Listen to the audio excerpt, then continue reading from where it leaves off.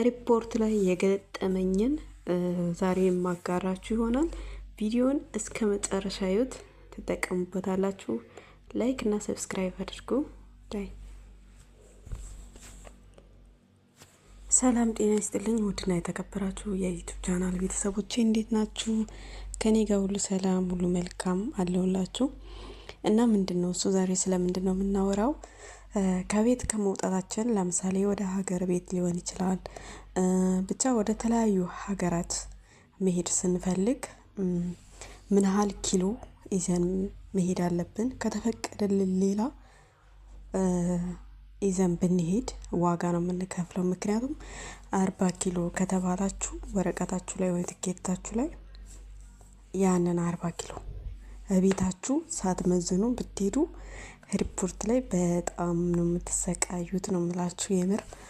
እና ሁሌም ቢሆን ሚዛን ከየትም ይሁን ወይ መንገድ ላይ ማስመዘን ነው ወይ ሪፖርት ከመግባታችሁ በፊት አስመዝናችሁ ኪሎአችሁን አውቃችሁ ከዛም ሪፖርት መግባት አለባችሁ ማለት ነው። ምክንያቱም ለ1 ኪሎ በጣም ኦቨር ብር ነው የሚጠይቁት። ለ15 ኪሎ እኔ 400 ሪያል ሲጠይቁኝ በቃ በጣም ነው የገረመኝ።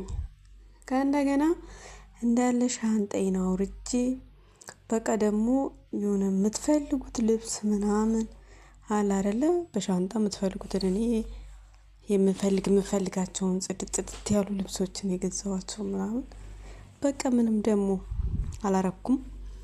ከዛም 400 ደግሞ መክፈል ያው አንዳንዴ ደግሞ ሪፖርት ላይ ስትሄዱ ወይ በአካውንታችሁ ብራችሁን አስገብታችሁ ነው የምትሄዱ፣ ወይ ትርፍ ብር እጃችሁ ላይ ላይኖር ይችላል። እና ብዙ የሚያጋጥሙን ነገር ስላሉ ቅድሚያ ጥንቃቄ ብናደርግ ጥሩ ነው። አብሶ የመዳም ቅመሞች ይሄንን አዳምጡ። ሁላችሁም ቢሆን ሁላችሁም ብትሆኑ ኪሎ ከተፈቀደልን ሌላ ይዘን ብንሄድ ያው መጣል እንጂ ገንዘብ ካለን ይልቅ ማሳለፍ እንችላለን። ገንዘብ አጋጣሚ ሳንይዝ ልከን ከሆነ ደግሞ ያው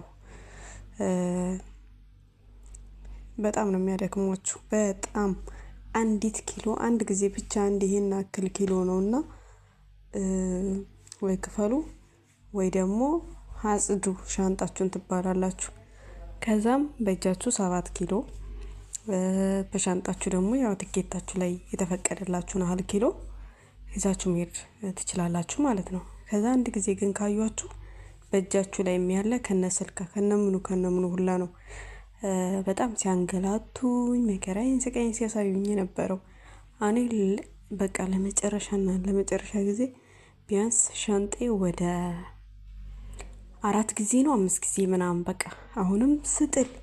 አሁንም ኪሎ ሲጨምር አሁንም ጭራሽ ነው በእጄ 7 ኪሎ ምናምን እንደዛ ያስኩትን ከነ ቦርሳው ጭራሽ ማስመዘን ጀመረው። በቃ ለምን ማለት የምታሳልፉ ምናምን ከአንድ ቦታ በታልፊ መጨረሻ ደግሞ አውሮፕላን የምትገቢበት አካባቢ ጋር ኪሎ ይመዘናል ድጋሚ ማለት ነው። ከበር ይመዘናል። እዛ አይቶ ትክክል ካልሆነ ትከፍያለሽ፣ ከሆነ ደግሞ ያው ከሌለሽም የመጣል እድል ነው ያላችሁ። እና ሳውዲ ላይ በጣም ከባድ ነው። የሚገርማችሁ ነገር በጣም ነው የሚያንገላቷችሁ። እና አንዲት ኪሎ እንኳን ማሳለፍ አትችሉም፣ ሌላ ቀርቶ አንዲት ኪሎ። ከዛ መጨረሻ በቃ እንዳለ ጥዬ ምናምን በቃ መጨረሻ ላይ የሚያሳዝን ልብስ አገኝ። አንዱ አለዚ ሌላ ሀገር ሲጋ ነጽይ የሚያጸዱት ምናምን አሉ እና ይሄንን ከምጥለው ነው አንተ ብትወስደው አይኔ እያየ ይሻላል ምናምን ብዬ ለሱ ስጥት አደረኩት። ስብስብ አድርጌ ከነ ሻንጣ ትርፍ ራሱ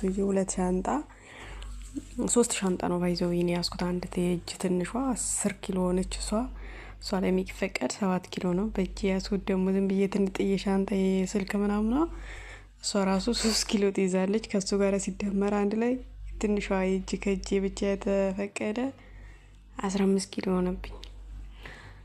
ሻንጣው ተውት ሻንጣው ሁለቱ ሻንጣ ብቻ ሲመዘን 50 ኪሎ ሆነ እና በጣም ብዙ ኦቨር ሆነ። ወደ 60 ኪሎ ምናምን ሲሆንብን ከዳኒ ተፈቀደልኝ 40 ኪሎ ነው። የት ላድርገው?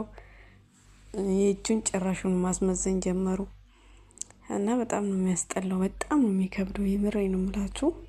ሁሌም ቢሆን ያው ከቻላችሁ ቅድሚያ ሁሉን ነገር አዘጋጃጅቶ እኔ በእርግጥ ያው ሳላስብበት እንትን ሳልል ነው። እና ካርጎ ደግሞ በቃ ቀድመን ካርጎ ካላዘጋጀን በጣም ነው የሚያስጠላው በጣም። እና ቀድመን የካርጎ የሚልኩ ወደ ኢትዮጵያም ሆነ የትኛውም ሀገር የሚልኩ ልጆችን መጀመሪያ ማዘጋጀት፣ ስልካቸውን መያዝ በጓደኛ እኔ አሁን የካርጎ ስልክ አለማዋቂ ደግሞ ሲደወልላችሁ እናንተ በፈለጋችሁ ሰዓት አታገኙም የእውነት። እና በዛ ምክንያት ያው በቃ ከቤትማ ከመውጣቴ የጣልኩት ቁጣ። ከቤት ስንወጣ ኮተታችን ይበዛል ይገርማል።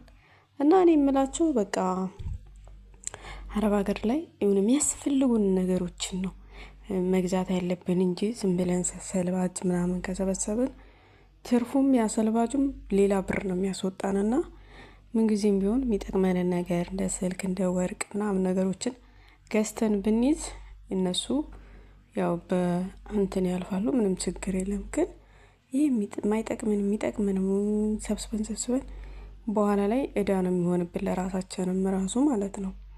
እኛ ያው ሰርተን ለመለወጥ እስከሆነ ድረስ ብልጭልጭ ነገር ባያምረን ጥሩ ነው የምላችሁ እህቶቼ።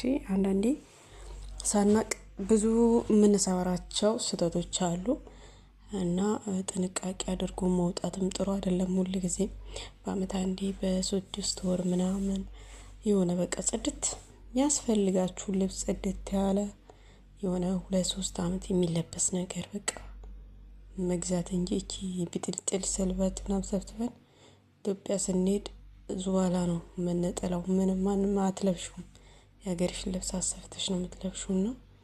ያው ከሰጡን የምንፈልጋቸውን እንለብሳለን፣ ማንፈልጋቸው መጣል ነው። እና እንደዛ ነው የምላችሁ ዶት። ያው ከመሄዳችን በፊት ማንኛውም ነገር ዝግጁም ማድረግ አለብን። የምንፈልጋቸውን ነገሮች እንግዛ። ሁላችሁም ተጠንቀቁ ነው የምላችሁ። እንደኔ 3-4 ጊዜ ሻንጣ የፈቱ ልብስ መጣል ሆኗል። በጣም ነው የሚገርመው፣ በጣም ነው የሚያናድደው። ደግሞ የምትፈልጉት ልብስ ወይኔ በመድኃኒዓለም ይሄን በቃ ደግሞ እንዴት ብዬ ልንገራችሁ በአይን አይመጣ። ደግሞ አጋጣሚ ብር እኔ በእጅ አልያዝኩም ነበር፣ ቀድሜ ልኬው ነበርና ከዛ ምን ላድርገው ያንን የተባልኩትን ብር እንትን አይልም አይችልምና ያላት አማራጭ መጣል ነው እንግዲህ ብዬ ወጥዬ በሰላም ወደ ሀገር ገባሁኝ እላችኋለሁ። እና ስህተት ባንሰራ ጥሩ ነው። ወዳችኋለሁ። እንግዲህ የሪፖርት አካባቢ